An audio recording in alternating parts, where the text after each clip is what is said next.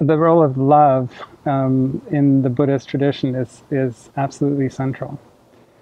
Um, in fact, the very first time I was introduced to love in the context of Buddhism, I was quite averse to it. I thought, well, this is a bit smarmy for me. I'm not sure I like this.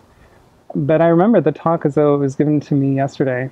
And in that talk, it was very clear that it's the whole enchilada.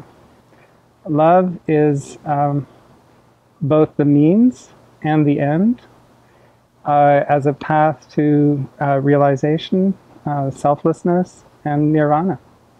So in a certain way, it's all you need to learn. But the concept of love in Buddhism is not the same as the what we consider to be in Western society, the love that one would feel for a human being, for example. Like, it's that kind of love is conditional. Like, I love you because you can do something for me, or because you fulfill a need, or because there's something about you and it's something about me.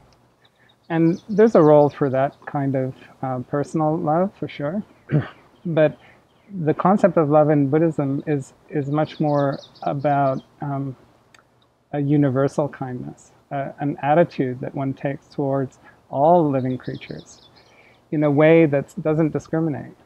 So, for example, in the practice of loving kindness meditation in Buddhism, you can start in the meditation with creatures that you feel a kind of unconditional love for immediately, like a child or an animal. Like, sometimes I do this with my dog. My dog is just delightful. There's no problem in how I feel towards her. But with a sibling or a parent or a spouse, there are always some knots, difficulties. So you start with the creatures with which you have no problem, and then you extend it to yourself, to others with whom you have problems, and with others and other creatures with whom you have difficulties even.